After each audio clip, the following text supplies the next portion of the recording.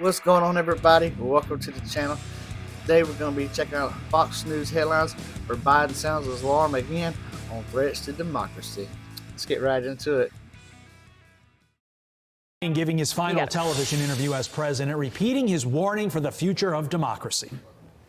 What I'm worried about is that the thing that keeps it on track are the guardrails. There's a Supreme Court that's independent, but accountable. There's a Congress that you speak your mind, but you're held accountable to basic standards. There's a presidency that says you have really limited powers. Basic standards. Mr. Joe. You are one to talk, man. Come on, this ought to be interesting. No, we just seem to be chipping away at all those elements. New Jersey Congressman Jeff Van Drew joins us now with his reaction. Congressman, good morning to you. This is different. I mean, usually you get a final message from an outgoing president where he talks about hope for the future and discusses his accomplishments. But Joe Biden yesterday said that he is afraid for our country and the future of our democracy. It's going to be a dark winter, guys. It's going to be a dark winter. Do you share similar concerns? No, of course not. And, you know, it's kind of telling. I mean, this is his last important speech where he should really leave that message, you know, that message of hope, of unity, of Americanism, of American exceptionalism, and the extraordinary nature of this country and how we all must come together for that future. And instead, he speaks about, you know, it was almost a political speech, at least it was couched in politics, how now he's really concerned. I'll be honest with you. The majority of Americans in the popular vote and the electoral vote were concerned about the future of the America that he was taking us to. We were concerned about where he was going, concerned about the decisions that were being made. Honest to God, we all do. When you're a member of Congress, you also talk to a lot of real, regular people on Main Street. They were afraid for our country. When the president won, and I mean the president-elect, our new president, when President Trump won, so many people come up to me sincerely with tears in their eyes that there was hope and faith in this great nation once again. Wow. Just, man. Woo! What does that tell you, guys? What does that tell you? I mean, I'm not hating Joe. I'm not trying to hate people, man. I said this once again. This is about, you know, yeah, I don't know how to say it, you know. I know we all have different thoughts. We all have different things that we think are, you know, the way that we should live our lives and stuff like that. This is not a war for me, this is not a war on the left and the right. You know what I'm saying? It's hard for me, like I said, to understand why people think one way and not the way that I think, and that's okay. But I think some things have gotten way out of control, even for the ones that I don't think that the Democrats used to be as bad as it is now, from what I understand. I'm not a politic guru. I just voice my opinion, what I think is right. But yeah, I know a lot of people.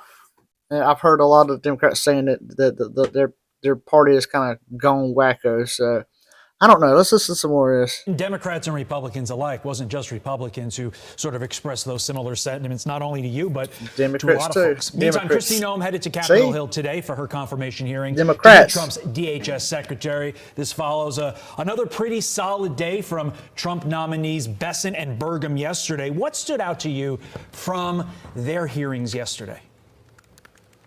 Well, just that these are solid people with gravitas, people who are real, people who are always going to have America, the United States of America, in their mind, that we're not going to be America. Hey, I'll make a joke. I'll make a funny on anything as soon as I can. America. If you gotta laugh, man, you gotta laugh about things. worried about all the political issues, but going to be worried about how do we make America stronger and better. America. So if you speak about our new Secretary of, who's going to be our new Secretary of Interior, Doug Burgum, he spoke about the importance of energy. Let me tell you, we are driven by energy. And rather than depend on other countries, Wow, that guy looks like the dude on Monsters. for our energy needs, we should be producing energy. We should be exporting energy. America leads. America's the shining light. America's where everybody else follows us, and I'm not afraid to say that. Throughout all of these cabinet picks, you can see that philosophy and that belief.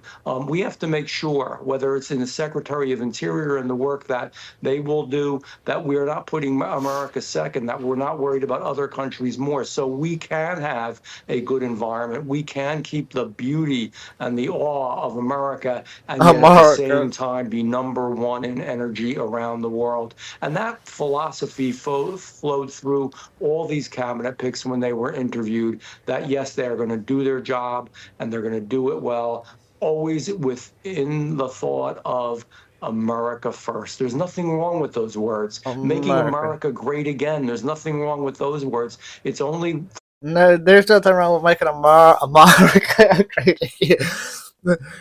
Hey, you talk about America being beautiful. I love America. I love our United States of America. But hey, we ain't the cleanest state. Of America. I know my state. A lot of them, man, the trash is out of hand. But people just don't, keep things clean. We need to clean America up some. Folks who are perverse that make those things sound bad. Well, Congressman, on the topic of energy, you represent a portion of southern New Jersey, which includes a lot of beautiful beach towns. And we understand that you were tasked with writing an executive order to halt the construction of new wind turbines for 6 months. So the aforementioned likely incoming Secretary of Interior Doug Burgum could review the use of them and do a cost-benefit analysis.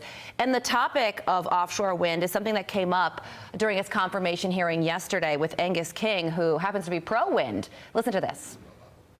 I hope one of the projects you might undertake when and if you are confirmed, is to convince your boss that wind power isn't all bad. We've got to have the right balance, and we maybe have tipped a little too far Wind in power one isn't all direction. bad. So I think that's the key piece for us.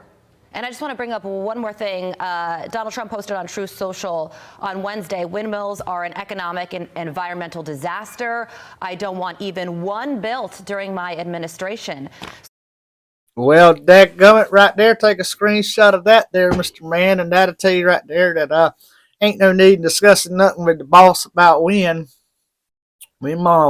Windmills are an economic and environmental disaster. I don't want even one built during my administration. All right.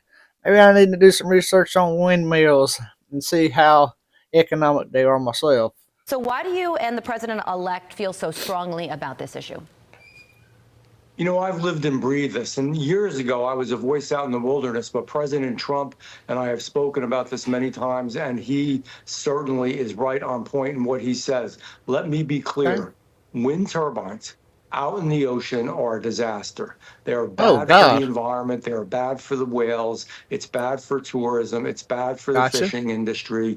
It is bad for national security. People sometimes picture, windmills and these bucolic small wind turbines. These are going to be over 1,000 feet tall, hundreds upon hundreds of them. They're going to litter our beaches.